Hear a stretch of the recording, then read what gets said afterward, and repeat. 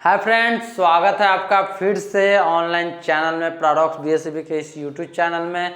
मैं हूं वतन राज और फिर से आप लोगों के वादे के अनुसार लेकर उपस्थित हुआ हूं फिजिक्स के बाद रासायनिक शास्त्र यानी केमिस्ट्री, उसके बाद बायोलॉजी को लेकर उपस्थित होऊंगा। यानी सेंटअप एग्जाम का जो एग्जाम आपका चल रहा है, प्री बोर्ड कहिए, टेस्ट कहिए, सेंटअप एग्जाम कहिए, जो भी जिसका भी आपका एग्जाम चल रहा है अभी फिलहाल, सारे का वीडियो सॉल्यूशन लेकर हम लोग अपने यूट्यूब चैनल पे हाजिर होंगे।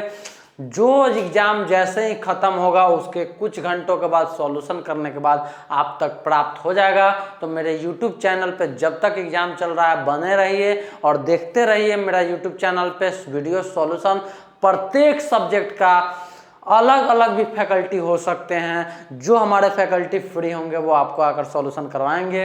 अगर नहीं फ्री हुए हैं तो हम आपके साथ बने रहेंगे और फिर हम आपको सारे सब्जेक्ट का बारी बारी से लेकर वीडियो सॉल्यूशन आएंगे। आज हम साइंस में ऑब्जेक्टिव को पहले दिए, फिर इससे पहले वाला वीडियो में फिजिक्स को लघु उत्तरीय और दीर्घ उत्तरीय दिए, अभी केमिस्ट्री का लघु उत्तरीय और दीर्घ उत्तरीय लेकर आए हैं, फिर इसके बाद बायोलॉजी लेकर आए हैं। एक साथ भी हम ला सकते थे लेकिन वीडियो लंबा ना हो इसलिए हम शॉर्ट में ला रहे हैं, क्योंकि हम 8 में 4 क्वेश्चन का जवाब नहीं देंगे, क्योंकि हम विद्यार्थी नहीं हैं, हम आपके टीचर हैं। तो हम 8 क्वेश्चन का सॉल्यूशन देंगे ताकि कोई क्वेश्चन आपका फाइनल एग्जाम में आए तो आपसे छूटे नहीं। इसलिए हम सारा सॉल्यूशन लेकर आपके सामने हाजिर हो रहे हैं। तो बने रहिए, देखिए इस वीडियो को बड़ी अंत से, शुरू से लेकर अंत तक अच्छे से एक्सप्लेन करके हम आगे बढ़ते हैं। हमारा सारा फैकल्टी बारी बारी से आकर आपको सॉल्यूशन देगा। अभी फिलहाल फुर्सत में नहीं है तो हम हाजिर हैं आपके सामने। आपका वीडियो सॉल्यूशन आपके हाथ से छूटेगा नहीं, पैराडॉक्स बीएससीबी का ये वादा है। आइए, रसायन शास्त्र यानी केमिस्ट्री लेकर उपस्थित हुए हैं हम आपके सामने। लघु उत्तरीय प्रश्न से पहले रूबरू करवाते हैं। पहला क्वेश्चन पूछ रहा है 11 नंबर, 10 नंबर तक फिजिक्स था। 11 नंबर, दहन के लिए आवश्यक शर्तें क्या है? दहन के लिए आवश्यक शर्तें क्या है? तो उत्तर होगा, आज ही ये एग्जाम दिए होंगे सुबह में आपको, अभी सॉल्यूशन आपको मिल रहा है 2-3 बजे करीब, 4 बजे करीब में। तो आप देख सकते हैं यहाँ पे कि दहन के लिए आवश्यक शर्तें क्या है। दहन के लिए ईंधन, वायु और ज्वलन ताप, जब तक फ्यूल नहीं रहे, जब तक ऑक्सीजन की उपस्थिति नहीं रहे, जब तक ज्वलन ताप नहीं रहे, आप दहन की क्रिया पूर्ण कर ही नहीं सकते हैं। यानी यह तीनों अति आवश्यक है, इसका आवश्यक शर्त है। यही तीनों आवश्यक शर्त है। इनमें से किसी की भी अनुपस्थिति होने पर दहन की क्रिया किसी भी तरह से, कैसे भी, कोई भी चांस नहीं है कि इसका दहन की क्रिया संपन्न हो। यानी दहन की क्रिया संपन्न नहीं हुआ।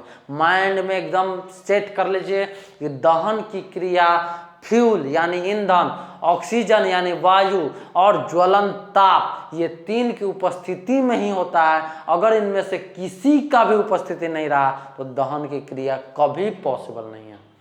तो आप समझ गए होंगे। तो यही बोल रहा था कि दहन के लिए आवश्यक शर्तें क्या है, तो शर्त बताएं और इसका क्या है बता दिए। आगे बढ़ते हैं, टाइम नहीं गवाते। दूसरा, सोडियम हाइड्रोजन कार्बोनेट के विलयन को गर्म करने पर क्या होगा? इस अभिक्रिया के लिए समीकरण लिखें।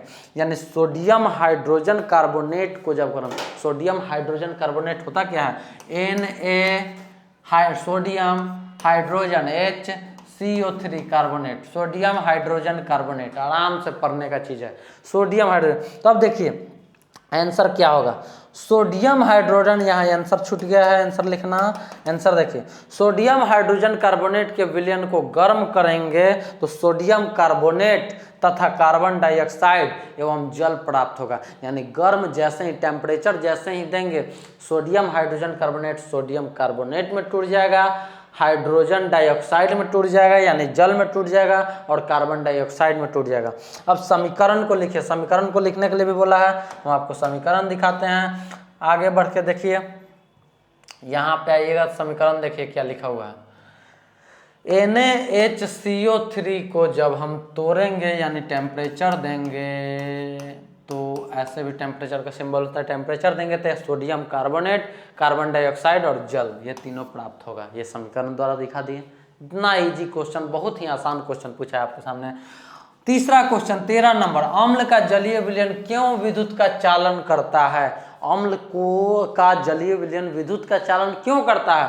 तो आइए आंसर को जानते हैं। यहाँ पे आंसर होगा आपका अम्ल का जलीय विलयन विद्युत का चालन इसलिए करता है क्योंकि अम्ल जल में अपघटित होकर या तो हाइड्रोजन आयन में टूटेगा या हाइड्रोनियम आयन में टूटेगा, उत्पन्न करता है, यानी आयन उत्पन्न करता है, और आयन विद्युत का सुचालक होता है। इसलिए बच्चों आसानी से आप समझ गए कि जल में जब भी अपघटित होगा तो हाइड्रोजन आयन या हाइड्रोनियम आयन देगा, और हाइड्रोजन आयन और हाइड्रोनियम आयन देने के वजह से आयन जब आ गया तो विद्युत का चालन करेगा, यानी सुचालक होगा। समझ गए होंगे। आगे बढ़ते हैं। गर्म जल का टैंक बनाने में तांबे का उपयोग होता है परंतु इस्पात का नहीं, इसका कारण बताएं। तो उत्तर है आपका गर्म जल का टैंक बनाने में तांबे का उपयोग होता है परंतु इस्पात का नहीं, क्योंकि तांबा इस्पात से अधिक ताप का सुचालक होता है। यानी तांबा जो होता है ताप का अत्यधिक सुचालक होता है इस्पात के कंपैरिजन में, कंपेयर किया जा रहा है, न कि वो इस्पात नहीं होता, इस्पात भी होता है लेकिन इस्पात के कंपैरिजन में तांबा जो होता है अधिक, यानी कॉपर जो होता है स्टील से ज़्यादा सुचालक होता है, ताप का अधिक सुचालक होता है, और यह इस्पात से सस्ता भी होता है, यानी स्टील से सस्ता होता है तांबा, इसलिए तांबा का उपयोग किया जाता है। समझ में आया? सारे क्वेश्चन को अच्छे से समझे होंगे। इस तरह का सारा वीडियो सॉल्यूशन या गेसिंग पेपर जिस तरह का क्वेश्चन आपके एग्जाम में पूछा है सारा हूबहू इस टाइप से गेसिंग किया गया है हमारे ऐप पे, पैराडॉक्स बीएससीबी के ऐप पे। वहां जाकर आप देख सकते हैं हमारे विशेषज्ञ जो भी केमिस्ट्री के फैकल्टी होंगे, जो फिजिक्स के फैकल्टी होंगे, उन्होंने जो गेस किया है वही सब क्वेश्चन आया है। परीक्षा में भी आएगा, फाइनल एग्जाम में भी वही सब आएगा, बहुत सारा एक्स्ट्रा क्वेश्चन है। तो ऐप पे जाएं, डाउनलोड करें, फ्री में वीडियो देखें, जज करें, और कम टाइम अब आपके लिए रह गया है, अच्छे से अच्छे तैयारी करें। जिनको लग रहा है कि हमारा पूर्ण तैयारी है वो गेस पेपर से तैयारी करें, जिनको लग रहा है कि क्वेश्चन बैंक का तैयारी क्वेश्चन बैंक का, जिनको लग रहा है फुल क्रैश कोर्स हम 2 मंथ में करेंगे फुल क्रैश कोर्स करें। सारा व्यवस्था के साथ पैराडॉक्स बीएससीबी आपके सामने हाजिर हुआ है। तो आज ही आपका मौका है, जज कीजिए, समझिए कि आप कितने टैलेंटेड हैं। आपसे ये सारा क्वेश्चन अगर बन रहा है तो आपको कहीं पढ़ने की जरूरत नहीं है, अगर आपसे नहीं बन रहा है तो आपको पढ़ने की जरूरत है। तो अच्छे प्लेटफॉर्म को चुनिए, अगर थोड़ा बहुत भी प्रॉब्लम है तो प्लेटफॉर्म को चुनिए और अच्छे जगह पे पढ़िए जहां सभी सब्जेक्ट आपको मिले। ठीक है, अब हम आगे बढ़ते हैं। 14 नंबर के बाद 15 नंबर क्वेश्चन में आते हैं। तो 15 नंबर क्वेश्चन कहता है निम्नलिखित कार्बनिक यौगिक का IUPAC नाम लिखे। IUPAC का फुल फॉर्म होता है, यह भी ऑब्जेक्टिव में पूछ देता है, international union pure of applied chemistry, यानी आई से international union pure and applied chemistry, ये IUPAC नाम होता है। तो CH3CHO का IUPAC नाम और CH3COCH3 का IUPAC नाम। तो हमने दोनों नाम लिख दिया है। IUPAC नाम ये अल्डिहाइड का फॉर्म है, ये कीटोन का फॉर्म है। तो यहाँ पे IUPAC नाम देखिए ए में CH3CHO का यह कॉमन नेम है, यानी साधारण नेम है, ऐतिहासिक नेम है एस्टल्डिहाइड, और इसका IUPAC नेम हो जाएगा एथेनॉल। ये है इसका IUPAC IUPAC नेम। CH3COCH3 का डाइमिथाइल कीटोन, ये इसका कॉमन नेम है, साधारण नाम है, और ये इसका प्रोपेनोन, नोन कीटोन में ओन लगा रहता है, अल्डिहाइड में अल लगा रहता है, यानी एथेनॉल, प्रोपेनोन, समझना है ऐसे। ठीक है, कार्बन चैप्टर जब हमारे विशेषज्ञ द्वारा पढ़ेंगे तो आपको समझ में आएगा। तो ये इसका IUPAC नाम हो गया। ये क्वेश्चन आसानी से 2 मार्क्स मिल गया, समझ गया। 16 नंबर क्वेश्चन में आता है। 16 नंबर क्वेश्चन कर रहा है आवर्त सारणी में निष्क्रिय गैसों को अलग समूह में क्यों रखा गया है। बहुत ही अच्छा और बहुत ही साधारण सवाल, और बहुत ही बार बार पूछता है, और यह जरूरी भी है जानना। आवर्त सारणी में निष्क्रिय गैस को अलग समूह में इसलिए रखा गया है क्योंकि उनका गुण धर्म जो होता है अन्य सभी तत्वों से अलग होता है। जितना भी तत्व एग्जिस्ट करता है हमारे धरती पे या हमारे पीरियोडिक टेबल में जो भी तत्व हैं उनसे इनका गुणधर्म मैच नहीं करता है, इसलिए इन्हें अलग रूप में रख दिया गया है।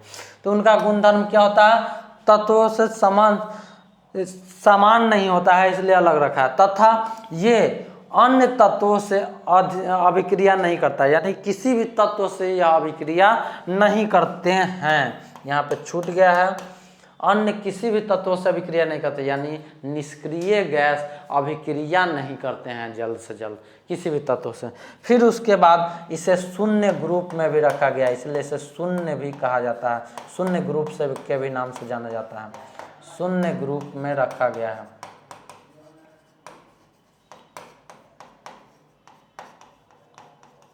शून्य ग्रुप में रखा गया है, समझ गए।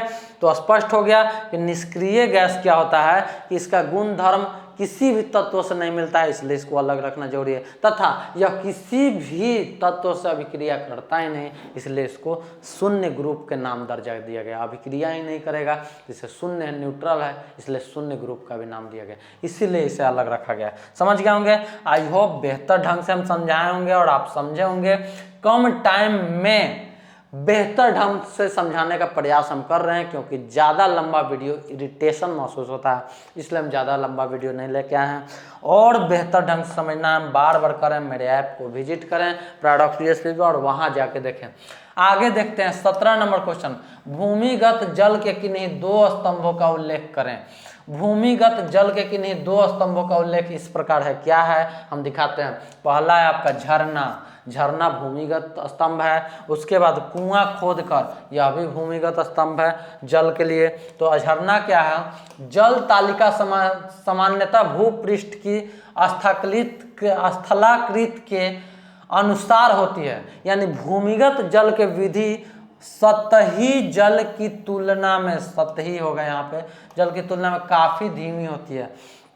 भूमिगत जल की विधि जो होता है सतही जल की तुलना में काफ़ी धीमी होता है। जो भूमि के अंदर का जल जो आता है वो सतह पर के जल से काफ़ी धीमा होता है, यह बता रहा है झरना में। फिर उसके बाद कुआं खोदकर है, यह प्रायः साधारण तथा खुले कुएं होते हैं, यानी खुला होता है, कुआं कभी भी खुला ही होता है।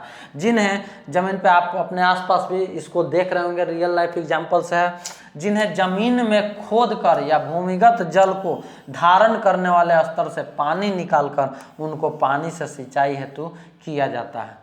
तो जमीन के अंदर खोदा जाता है, उसके अंदर इतना खोदा जाता है कि वहाँ से पानी निकल जाए भूमिगत जल के द्वारा, और भूमिगत पानी निकलने के बाद उससे सिंचाई किया जाता है। यह था 2 स्तंभों का उल्लेख करना, 2 मार्क्स का था, इसलिए और व्याख्या नहीं किए, छोटा में आपको शॉर्ट में बेहतर है, 1 मार्क्स भी नहीं कटेगा, आधा मार्क्स भी नहीं कटेगा। साथ साथ हम यह बताना चाहते हैं कि आपको पैराडॉक्स DSP एग्जाम के बारे में बताया था, और एग्जाम के बारे में आज आपका काम आ रहा है, किस तरह का पैटर्न है, किस तरह का चैप्टर वाइज मार्क्स डिस्ट्रीब्यूशन है, कैसे 100 में 100 लाएंगे। यह वीडियो आप जरूर जाके ऐप पे देखें और यहाँ से मिलाएं कि अभी 8 प्रश्न पूछता है केमिस्ट्री में, 4 का जवाब देना होता है, लघु उत्तरीय में 2-2 मार्क्स का, दीर्घ उत्तरीय में 2 प्रश्न पूछता है, 1 का जवाब देना होता है। वैसे ही फिजिक्स में, वैसे ही बायोलॉजी में, सारा विशेषज्ञ फैकल्टी आपको बताया। तो इतने बेहतर ढंग से पैराडॉक्स DSP आपके लिए तैयार किया है, तो हम उम्मीद करते हैं कि अब मिस नहीं करेंगे और जाकर जरूर देखेंगे हमारे ऐप पे और विजिट करेंगे और समझेंगे सारे बातों को। यहाँ पे हम देख पा रहे हैं कि 8 क्वेश्चन आपका यहाँ पे हो गया होगा, एक क्वेश्चन, 2 क्वेश्चन, यहाँ पे 3 क्वेश्चन, उसके बाद 4, 5, 6, 7 ही क्वेश्चन हुआ है, मतलब 1 क्वेश्चन कोई आपका छूट गया है। तो मे भी कोई क्वेश्चन होगा जो हम बायोलॉजी वाले सेक्शन में फिर लेके आएंगे, अभी तो मेरे पास उपस्थित नहीं है, देख लेंगे। केमिस्ट्री का कोई 1 क्वेश्चन छूट गया है आपका, और लघु उत्तरीय में जरूर 8 क्वेश्चन ही पूछता है, 7 ही क्वेश्चन यहाँ लिखा हुआ है, यानी कोई ना कोई मिस हुआ है, तो उसको देख लेंगे। बायोलॉजी में हम दीर्घ उत्तरीय में आते हैं केमिस्ट्री का, और दीर्घ उत्तरीय में हम आपको दिखाते हैं केमिस्ट्री का। ये दीर्घ उत्तरीय प्रश्न में क्या क्या पूछा हुआ है। निम्नांकित यौगिक का संरचना सूत्र लिखें। कार्बन चैप्टर को जितने अच्छे से पढ़िएगा 5 नंबर का क्वेश्चन वहीं से उठता है, मैक्सिमम चांस वहीं से रहता है। तो देखिए, निम्नलिखित यौगिक का संरचना सूत्र लिखें। ब्यूटेन का, क्लोरोफॉर्म का, एस्टिक अम्ल का, एस्टल्डिहाइड का, आइसोब्यूटेन का। 5 क्वेश्चन 5 नंबर, एक क्वेश्चन 1 मार्क्स, समझ गया। 5 क्वेश्चन 5 नंबर यहाँ पूछा है, 5 नंबर देगा आपको।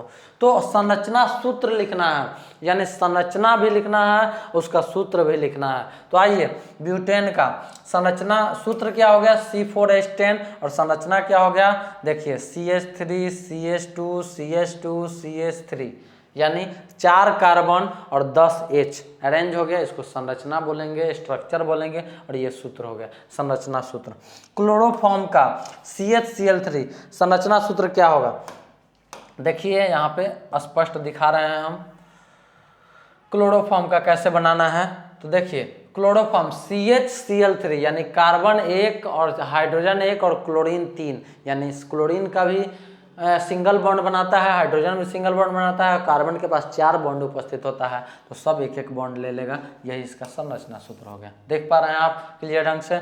एसिटिक अम्ल CH3COH 2 कार्बन से मिलकर और COOH को अम्ल कहा जाता है, एसिटिक अम्ल, या इसको बोलते हैं हम लोग कार्बोक्सिलिक अम्ल, यानी इसको बोलते हैं ये एथेनॉक्सी अम्ल, एथेनोइक अम्ल, ओइक लगता है, ओइक कार्बोक्सिलिक ग्रुप में ओइक लगता है, तो एथेनोइक अम्ल इसका IUPAC नेम हो गया। तो एसिटिक अम्ल इसका साधारण नेम है, संरचना सूत्र हो जाएगा आपका CH3COOH।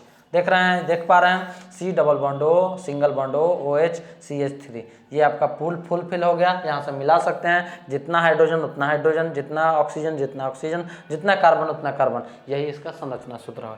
संरचना सूत्र या सूत्र जो भी है वो सारे अच्छे से आपको बताया गया होगा, आपको दिखाया गया होगा।